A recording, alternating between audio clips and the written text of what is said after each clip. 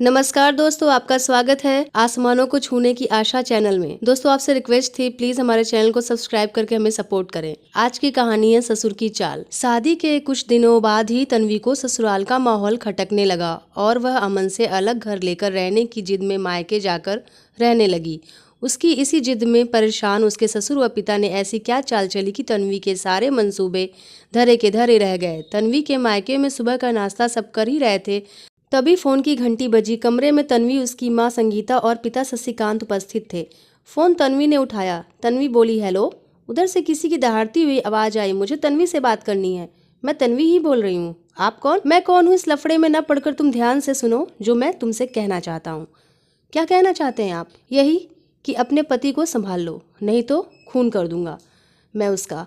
यह क्या बकवास कर रहे हो? मैं बकवास नहीं कर रहा, सच बोल रहा हूँ तन्वी मैडम। बोलने वाले की आवाज़ क्रूर हो उठी। अगर तुम्हारे पति अमन ने मेरी महबूबा रूपाली पर डोरे डालने बंद नहीं किए तो जल्दी ही उसकी लाश कुत्ते नोच रहे होंगे। यह रूपाली कौन है? मैं नहीं जानती, और ना ही मेरे पति का किसी से चक्कर चल रहा है। आपको जरूर कोई गलतफहमी हुई है। गुंडा स्वामी को कोई गलतफहमी कभी नहीं होती। मैंने पूरी छानबीन करके ही तुम्हें फ़ोन किया है।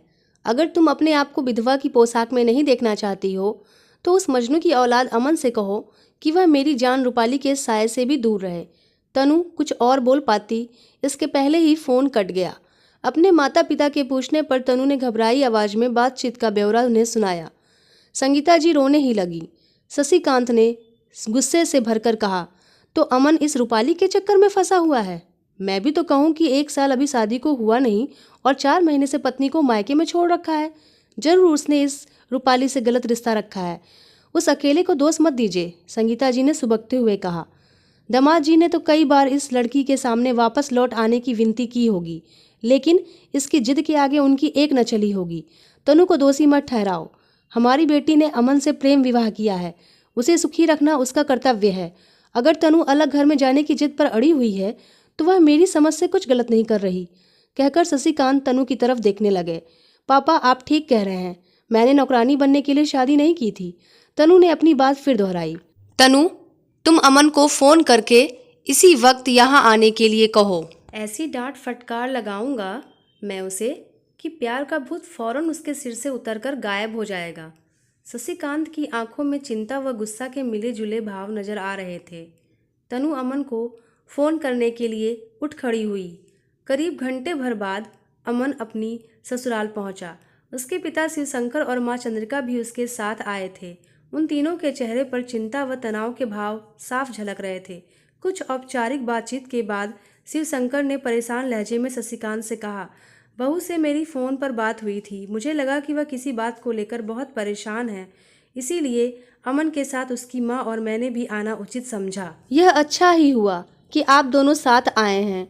अमन के सारी बात आप दोनों को भी मालूम होनी चाहिए। सुबह हमारे यहाँ एक फ़ोन आया था। फ़ोन करने वाले ने हमें अमन के बारे में बड़ी गलत और गंदी तरह की सूचना दी है। शशिकांत ने नाराज होकर अमन को घूरना शुरू कर दिया था। क्या फ़ोन किसी गुंडा स्वामी नाम के आदमी का था? अमन की माँ चंद्रिका के इस सवाल को सुनकर तन्वी और उसके माता पिता बुरी तरह चौंक उठे। आपको कैसे मालूम पड़ा उसका नाम, बहन जी?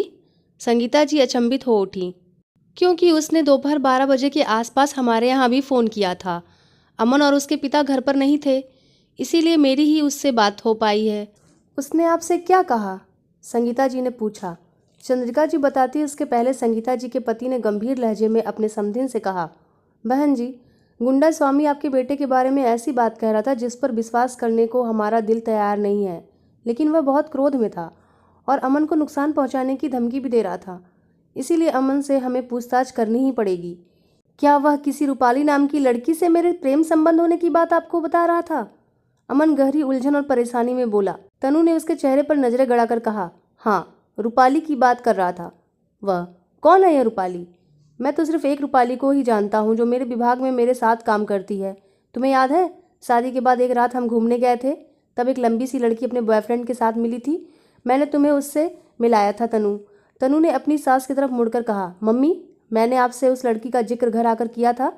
वह अमन से बहुत खुलकर बात कर रही थी, उसे यार यार कहकर बुला रही थी। वह अपने बॉयफ्रेंड के साथ ना होती तो अमन से उसके गलत तरह के संबंध होने का शक मुझे उसी रात हो जाता।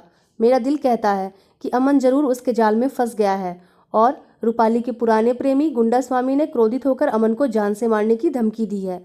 बोलते बोलते तनु की आंखें डबडबा आईं, चेहरा पीला पड़ गया। बेकार की बात मुंह से मत निकालो तनु। अमन को गुस्सा आ गया। घंटे भर से अपने माता पिता को यह बात समझाते हुए मेरा मुंह थक गया है कि रूपाली से मेरा कोई चक्कर नहीं चल रहा है।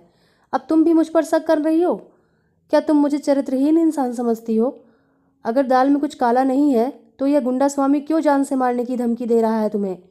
तनु ने चुभते स्वर में पूछा। उसका दिमाग खराब होगा, वह पागल होगा। अब मैं कैसे जानूंगा कि वह ऐसी गलतफहमी का शिकार क्यों हो गया है? अमन चिढ़ उठा। अगर वह सही कह रहा हो तो तुम कौन सा अपने व रूपाली के प्रेम की बात सीधे सीधे आसानी से कबूल कर लोगे? तनु ने जवाब दिया। तब मेरे पीछे जासूस लगवाकर मेरी इंक्वायरी करा लो मैडम। अमन गुस्से से फट पड़ा। मैं दोषी नहीं हूँ, लेकिन मैं एक सवाल तुमसे पूछना चाहता हूँ। तुम 4 महीने से मुझसे दूर यहाँ मायके में बैठी हो। ऐसी स्थिति में अगर मैं किसी दूसरी लड़की के चक्कर में पड़ भी जाता हूँ तो तुम्हें परेशानी क्यों होनी चाहिए? जब तुम्हें मेरी फिक्र ही नहीं है तो मैं कुछ भी करूँ, तुम्हें क्या लेना देना उससे? मेरा दिल कह रहा है कि तुमने मुझ पर लौटने का दबाव बनाने के लिए ही गुंडा स्वामी वाला नाटक किया है। लेकिन तुम मेरी एक बात ध्यान से सुन लो। जब तक तुम मेरे मनोभावों को समझकर उचित कदम नहीं उठाओगे तब तक मैं तुम्हारे पास नहीं लौटूंगी। तन्वी झटके से उठकर अपने कमरे में चली गई। चाय नाश्ता करके मेहमान अपने घर लौटने लगे। चलते चलते शिवशंकर ने स्नेह भरा हाथ तन्वी के सिर पर रख कर कहा, बहू, मैंने कुछ प्रॉपर्टी डीलरों से कह दिया है कि तुम दोनों के लिए किराए का मकान ढूंढने के लिए। तुम दोनों का साथ साथ सुखी रहना सबसे ज़्यादा महत्वपूर्ण है। किराए का मकान मिलने तक अगर तुम घर लौट आओगी तो हम सबको बहुत खुशी होगी। जवाब में तन्वी तो खामोश रही, लेकिन संगीता ने कहा, यह इतवार को पहुंच जाएगी आपके यहाँ। मेहमानों के चले जाने के बाद तन्वी ने कहा, माँ, एक तो मुझे इस रूपाली के प्रेम चक्कर की तह तक पहुँचना है। दूसरे, अगर मैं अमन के साथ रहूँगी तो उस पर मकान जल्दी ढूंढने के लिए दबाव बनाए रख सकूंगी। इन बातों को ध्यान में रखकर ही मैं ससुराल लौट रही हूँ। बुधवार की दोपहर में एक अजीब सा हादसा घटा। तन्वी अपने कमरे में आराम कर रही थी कि खिड़की का कांच टूटकर फर्श पर गिर पड़ा। वह भागकर ड्राइंग रूम में पहुंची। तभी उसके पिता ने घबराई हालत में बाहर से बैठक में प्रवेश किया और तन्वी को देखकर कांपती आवाज में उससे बोले, गुंडा स्वामी के गुंडों ने पत्थर मारकर शीशा तोड़ा है। पत्थर पर कागज लिपटा है, उसे ढूंढ। उसमें हमारे लिए संदेश लिखकर भेजा है गुंडा स्वामी ने। पत्थर पर लिपटे कागज में टाइप किए गए अक्षरों में लिखा था, तन्वी मैडम, अपने पति अमन की करतूतों का फल भुगतने के लिए तैयार हो जाओ। आज शीशा तोड़ा गया है, कल उसका सिर फूटेगा। रूपाली सिर्फ मेरी है, उस पर गंदी नज़र डालने वाले के पूरे खानदान को तबाह कर दूंगा मैं। गुंडा स्वामी। पत्र पढ़ने के बाद संगीता, शशिकांत और तनु के चेहरे पर हवाइयाँ उड़ने लगीं। पूरी घटना की खबर दोपहर में ही शिवशंकर के परिवार तक भी पहुंच गई। खबर सुनकर सभी मानसिक तनाव व चिंता का शिकार हो गए। सबसे ज़्यादा मुसीबत का सामना अमन को करना पड़ा। हर आदमी उसे रूपाली से अवैध प्रेम संबंध रखने का दोषी मान रहा था। वह सबसे बार बार कहता कि रूपाली से उसका कोई गलत संबंध नहीं है, पर कोई उसकी बात पर विश्वास करने को राजी न था। रविवार की सुबह तन्वी अपने पिता के साथ ससुराल पहुंच गई। रात को बेडरूम में पहुंचकर उन दोनों के बीच बड़ी गर्मा गर्मी हुई। अमन अपने को दोषी नहीं मान रहा था और तन्वी का कहना था, कुछ न कुछ तो गड़बड़ जरूर है जो गुंडा स्वामी गुस्से से फटा जा रहा है। आखिरकार अमन ने तन्वी को मना ही लिया। तभी उसने अपने आप को अमन की बाहों के घेरे में कैद होने दिया था। पूरा 1 सप्ताह शांति से गुजरा और फिर गुंडा स्वामी की एक और हरकत ने उनकी शांति भंग कर डाली। किसी ने रात में अमन के बाइक की सीट को फाड़ डाला था, हैंडल पर लगे शीशे को फोड़ दिया था। हर छोटा बड़ा सदस्य चौकन्ना रहने की सलाह देता। गुंडा स्वामी के विषय पर सोच सोचकर सभी के दिलों की धड़कनें बढ़ जाती। लगभग 15 दिन बिना किसी हादसे के गुजर गए, लेकिन यह खामोशी तूफान के आने से पहले की खामोशी सिद्ध हुई। एक रात अमन और तन्वी किसी दोस्त के जन्मदिन पार्टी से रात 11 बजे के आसपास घर लौट रहे थे। एक कार उनके घर के गेट के पास खड़ी थी। उस पर उन दोनों ने ध्यान नहीं दिया। राजीव की मोटरसाइकिल के रुकते ही उस कार में से 4 गुंडे निकलकर बड़ी तेज गति से उनके पास आए और दोनों को घेर कर खड़े हो गए। कौन है आप लोग, क्या चाहते हैं? अमन की आवाज़ डर के मारे कांप उठी। भयानक दिखने वाले बड़ी बड़ी मूंछों वाले ने दहाड़ते हुए कहा, यही तो बताने आए हैं और साथ ही साथ सबक भी सिखाकर जाएंगे तुम्हें। एक गुंडे ने अलका के पीछे जाकर उसका हाथ मरोड़ते हुए एक हाथ से उसका मुंह दबोच लिया। इस कारण एक शब्द भी उसके मुंह से निकलना संभव न था। बड़ी बड़ी मूछों वाले ने राजीव का कॉलर पकड़कर 2-4 थप्पड़ जड़ दिए। दूसरे गुंडे ने उसके बाल अपनी मुट्ठी में कस कर पकड़ लिए। हमारे गुंडा स्वामी की चेतावनी को नज़रअंदाज करने की हिम्मत कैसे हुई तेरी, बेवकूफ़ इंसान। ऐसा लगता है कि न तुझे अपनी जान प्यारी है न अपने घर वालों की। रूपाली भाभी पर डोरे डालने की सज़ा के तौर पर हम क्या तेरी पत्नी का अपहरण करके ले जाएं? मैं कसम खाकर कहता हूँ कि रूपाली से मेरा कोई चक्कर नहीं चल रहा है। आप मेरी बात का विश्वास कीजिए प्लीज़। अमन उसके सामने गिड़गिड़ाने लगा। 2-3 थप्पड़ और मारकर लंबी मूँछों वाले ने क्रूर लहजे में कहा, बच्चे, आज हम आखिरी चेतावनी तुझे दे रहे हैं। रूपाली भाभी से अपने सारे संबंध खत्म कर ले। अगर तूने ऐसा नहीं किया तो तेरी इस खूबसूरत बीवी को उठाकर ले जाएंगे हम गुंडा स्वामी के पास। बाद में जो इसके साथ होगा उसकी जिम्मेदारी सिर्फ तेरी होगी, मजनू की औलाद। फिर उसने अपने साथियों को आदेश दिया, चलो। 1 मिनट के अंदर ही कार अमन व तन्वी की नज़रों से ओझल हो गई। कार का नंबर नोट करने के लिए जैसे ही उन्होंने नंबर प्लेट पर देखा तो नंबर प्लेट पर पेंट लगा हुआ था, इसीलिए वह नंबर नोट नहीं कर पाए। पूरे घटनाक्रम की जानकारी पाकर शशिकांत व शिवशंकर के परिवारों में चिंता और तनाव का माहौल बन गया। 3 दिन बाद तन्वी के माता पिता ने सबको अपने घर पर खाने के लिए बुलाया। कुछ मीठा ले आने के लिए शशिकांत और शिवशंकर बाजार की तरफ चल दिए। रास्ते में शशिकांत ने तनाव भरे लहजे में अपने समधी से पूछा, तन्वी कैसी चल रही है? शिवशंकर ने मुस्कुराकर जवाब दिया, बिल्कुल ठीक। वह कल मैंने अमन से कहा कि जाकर वह मकान देखाओ जिसका पता प्रॉपर्टी डीलर ने बताया है।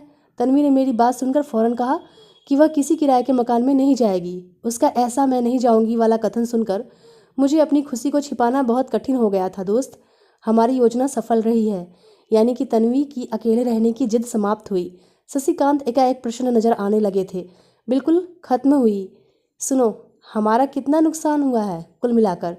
शिवशंकर ने जानना चाहा। छोड़ो यार, शशिकांत ने कहा, मेरी बेटी तन्वी का जो खून सूख रहा होगा आजकल, उसकी कीमत क्या रुपयों में आकी जा सकती है? समधी साहब, शशिकांत, हम तुम अच्छे दोस्त न होते तो तन्वी की अलग रहने की जिद से पैदा हुई समस्या का समाधान इतनी आसानी से न हो पाता। अब बहू सबके बीच रहकर घर गृहस्थी चलाने के तरीके बेहतर ढंग से सीख जाएगी और 4 पैसे भी जुड़ जाएंगे उनके पास। शिवशंकर ने अपने समधी के कंधे पर हाथ रखकर अपना मत व्यक्त किया। आपका बहुत ही धन्यवाद। कि उसके सिर से अलग होने का भूत उतर गया। शशिकांत ने राहत की गहरी सांस ली। मुझे धन्यवाद देने के साथ साथ अपने दोस्त के बेटे को भी धन्यवाद दो, जिसने गुंडा स्वामी की भूमिका में ऐसी जान डाल दी कि उसकी आवाज़ व हाव भाव को याद करके तन्वी के अब भी रोंगटे खड़े हो जाते हैं। नाटकों में भाग लेने का उसका अनुभव हमारे खूब काम आया। उसको हिदायत दे देना कि जो उसने किया है हमारे कहने पर उसकी चर्चा किसी से न करेगा। मेरे बेटे व बहू को अगर कभी पता चल गया कि उनकी रातों की नींद उड़ाने वाला नाटक हमारे इशारे पर खेला गया था तो मेरा तो बुढ़ापा बिगड़ जाएगा। मैं कभी एक शब्द मुंह से नहीं निकालूंगा। शिवशंकर ने संकल्प किया। हमने जो किया है सबके भले को ध्यान में रखकर किया है समधी जी। कांटे से कांटा निकल गया है। अब गुंडा स्वामी गायब हो जाएंगे तो धीरे धीरे अमन व तन्वी सामान्य होते चले जाएंगे। कभी कभी कुछ अच्छी चीज़ों के लिए टेढ़े रास्ते अपनाना जरूरी है। शिवशंकर की बात का सिर हिलाकर शशिकांत ने जवाब दिया और दोनों अपने को एक दूसरे के बेहद करीब महसूस करते हुए बाजार पहुंच गए। दोस्तों, अगर आपको हमारी कहानी पसंद आई हो तो कृपया इसे लाइक करें और हमारे चैनल को सब्सक्राइब करके हमें सपोर्ट करें और कमेंट करके ज़रूर बताएं कि हमारी कहानी आपको कैसी लगी। धन्यवाद।